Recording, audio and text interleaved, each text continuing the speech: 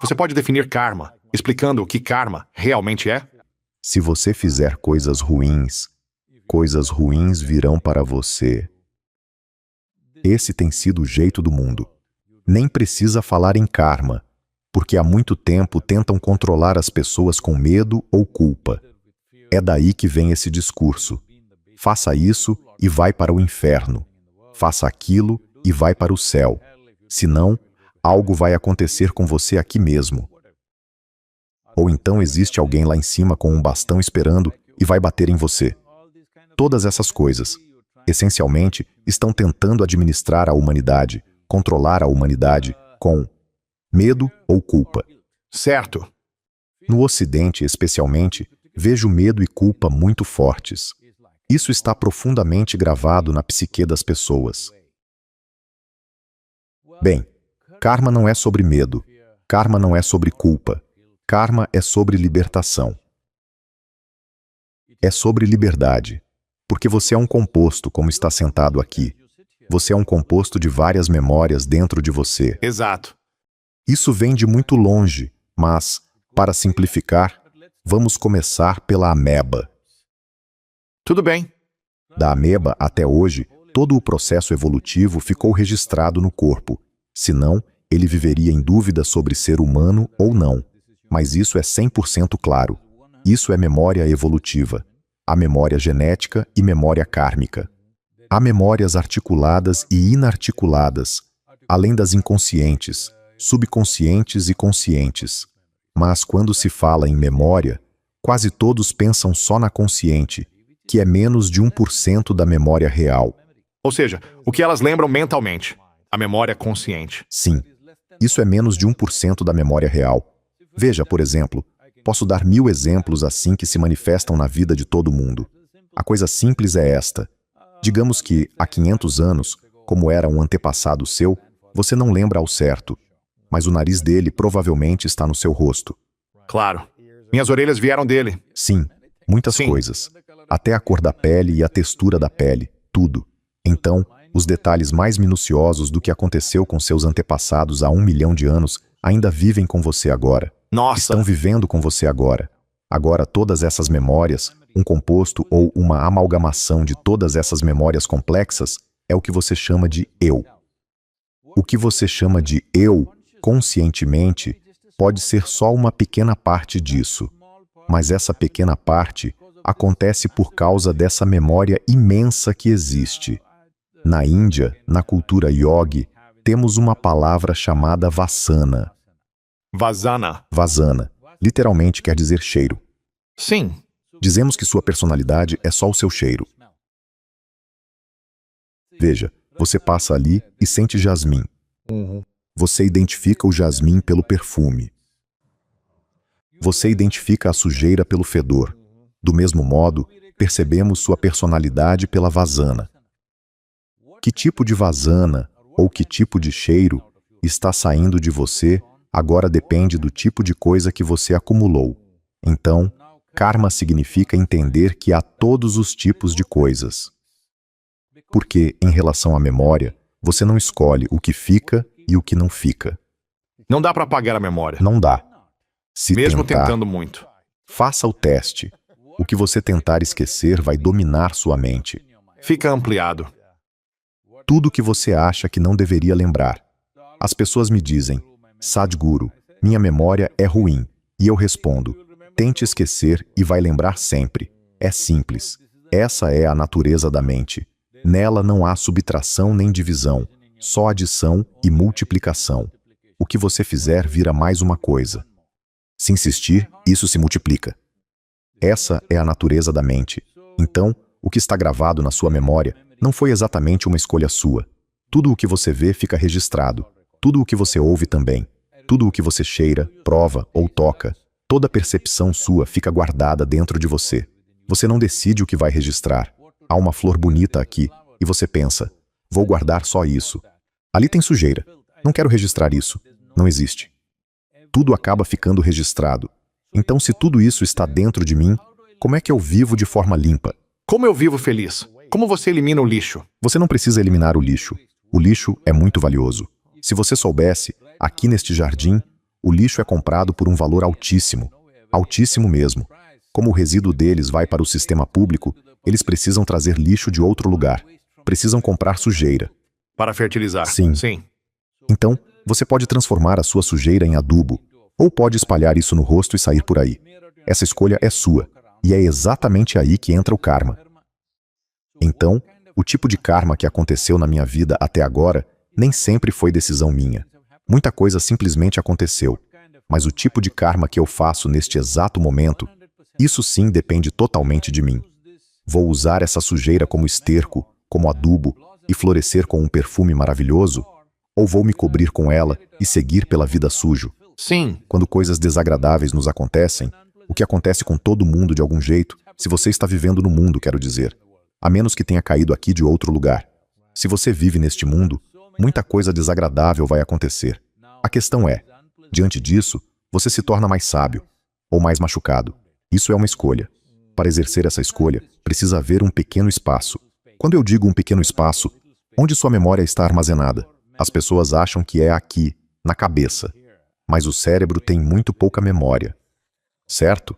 Cada célula do seu corpo carrega 1 trilhão de vezes mais memória do que o seu cérebro inteiro. Cada célula do corpo. Sim, no corpo todo. Porque, se eu tirar uma única célula sua, dá para, você sabe, recriar você por completo em laboratório.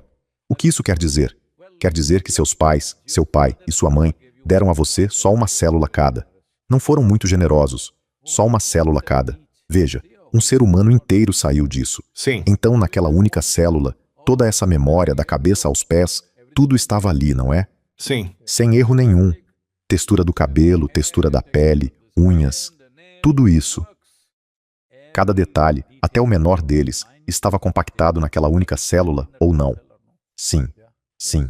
Então, cada célula do seu corpo carrega 1 trilhão de vezes mais memória do que o seu cérebro inteiro carrega. Uau. Então, se você não usa tudo isso, se usa só uma pequena parte de si mesmo, tudo começa a parecer estressante.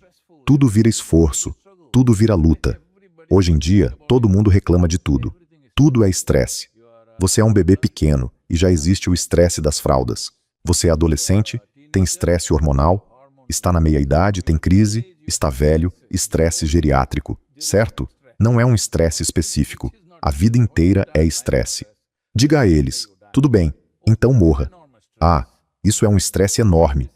Então, isso não é porque haja algo errado com a vida de alguém. É simplesmente porque é como ter um carro que foi feito para andar sobre 4 rodas. Tente dirigir com uma. Uma já parece absurdo. Tente com 2. Em 15 quilômetros seus pneus vão estourar, porque há estresse demais em um ponto, enquanto outras coisas não estão sendo usadas. É isso que está acontecendo com os seres humanos. Estamos sobrecarregando a mente?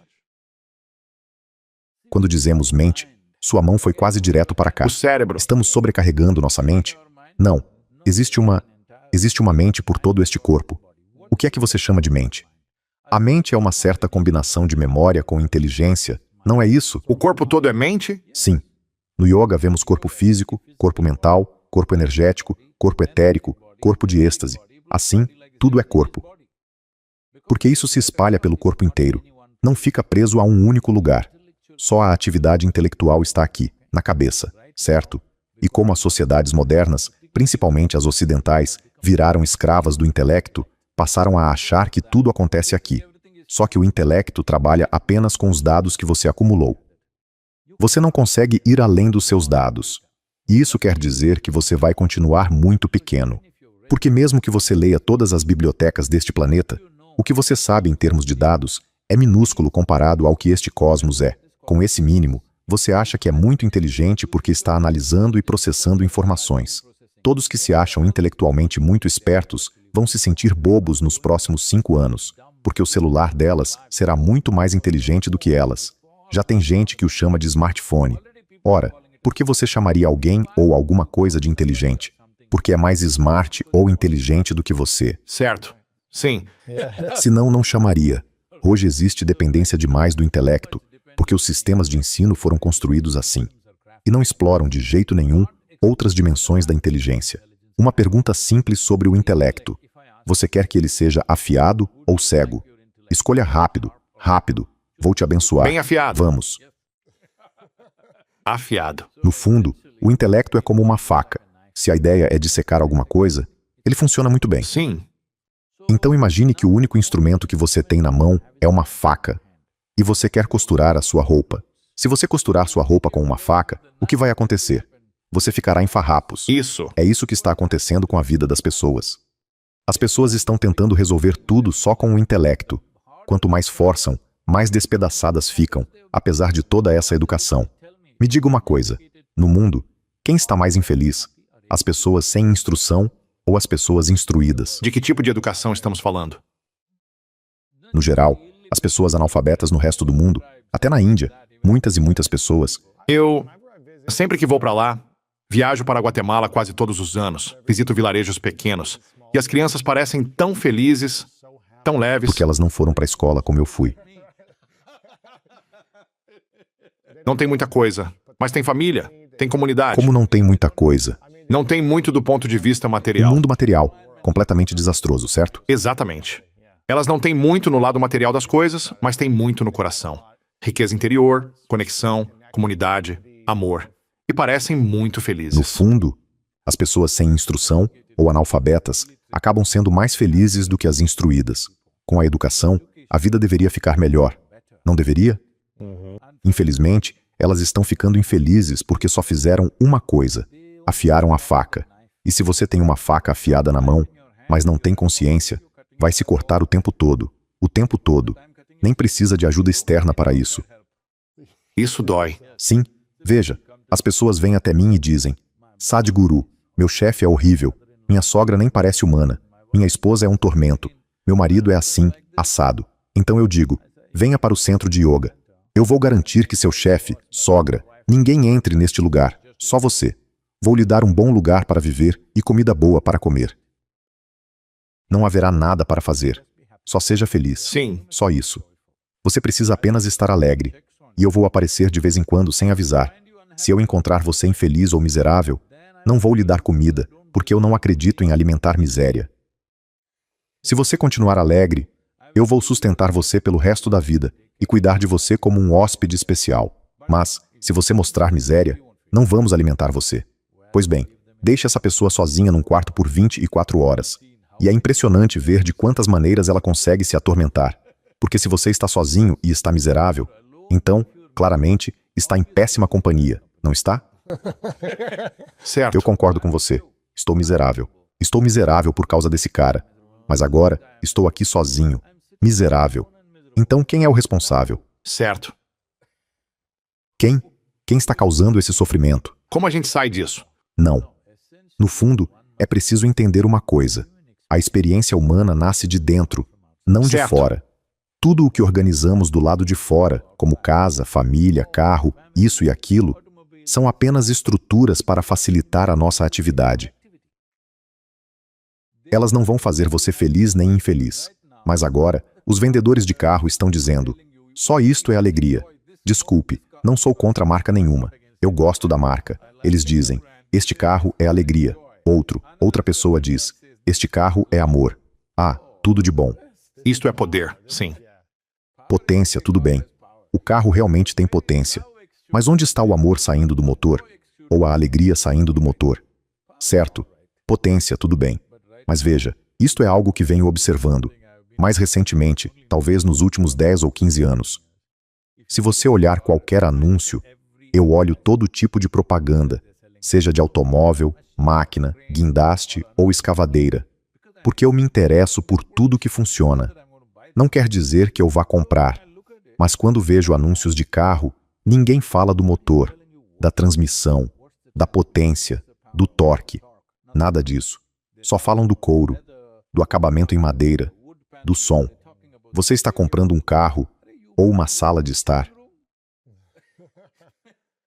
Você quer comprar uma sala de visita ou quer um carro?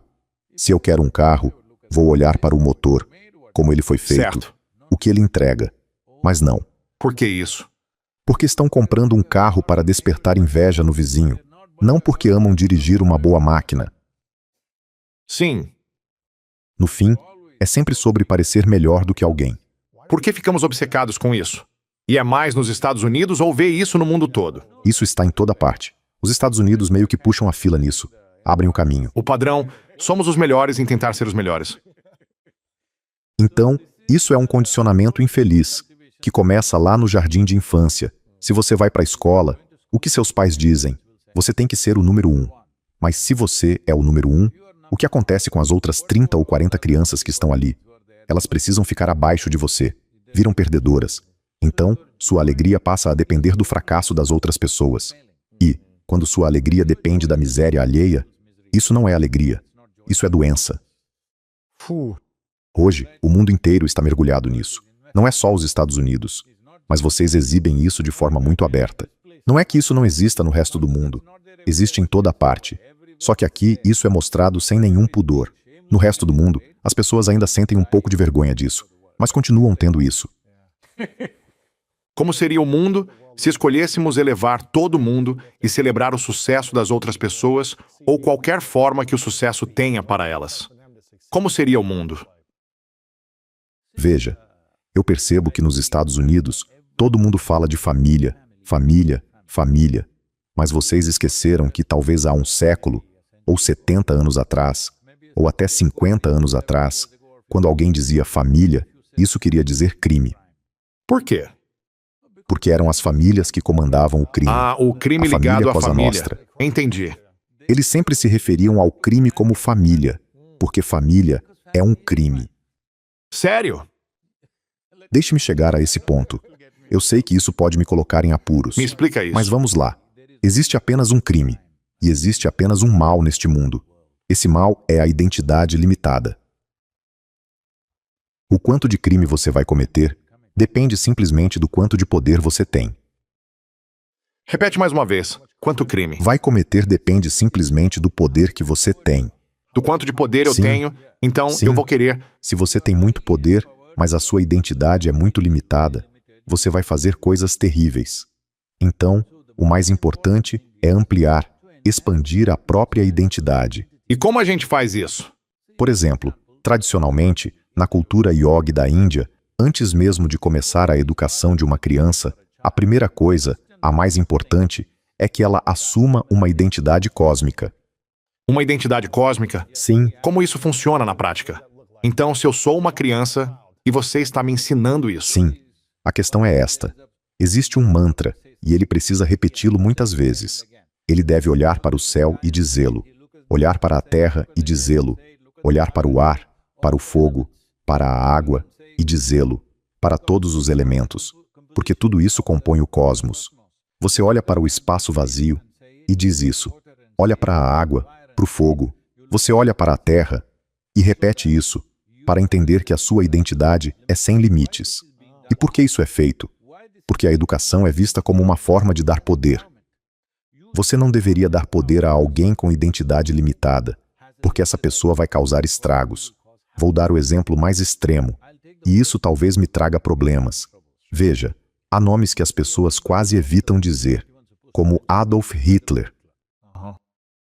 Bem, muitas pessoas já causaram uma dor imensa a outros seres humanos. Mas eu não acho que alguém tenha conseguido organizar isso, mecanizar isso e executar isso como uma verdadeira fábrica de miséria, como esse homem fez. Certo? Sim. É literalmente uma fábrica de miséria, fabricando miséria de forma organizada. Mas você acha mesmo que não existem milhares ou centenas de milhares de pessoas no mundo com essa mesma mentalidade? Sem Existem, dúvida. só que elas não têm o mesmo poder que ele teve. O que falta é capacidade, competência, porque a tirania já existe na mente das pessoas. Elas são tão tiranas quanto Hitler. Você pode encontrá-las em um professor, pode encontrá-las Nossa. nos seus pais, na sua vizinhança. Só que, felizmente, elas não são tão poderosas quanto aquele homem. Aquele homem era extremamente competente. Esse é o problema. Então, neste momento, a competência humana vira um problema terrível, simplesmente porque a identidade é limitada. Aí você deposita sua identidade na família, numa comunidade, numa raça, numa religião, numa nacionalidade. Nos seus relacionamentos, Me diga, em nome das nações, da raça, das religiões, das comunidades, quantas coisas terríveis nós já fizemos neste mundo? e isso ainda acontece hoje. Não, Esqueça o que está acontecendo hoje. Basta olhar para os últimos 100 anos. Ah, sim. Tudo por causa da identidade, do orgulho, do país, da cidade, da religião, de todas essas coisas. Veja, pegue só o século XX. O século XXI ainda está se desenrolando. Pegue o século XX, só ele. Em nome da raça, o que fizemos uns aos outros? Em nome da religião, o que fizemos? Em nome da nacionalidade, o que fizemos? Basta olhar para trás e ver. No século XX, literalmente matamos metade da população do mundo. Por causa da identidade. Sim, por causa de uma filosofia, de uma ideologia. As pessoas mataram por isso. Certo. Então, identidade limitada somada a poder é um desastre. E mesmo assim, nós seguimos cultivando isso o tempo todo. Sim. Então, quando as coisas ficam um pouco difíceis mentalmente no meu trabalho, te faz de conta, é fácil lembrar disso e encontrar gratidão. E para mim, a gratidão ajuda muito na disciplina.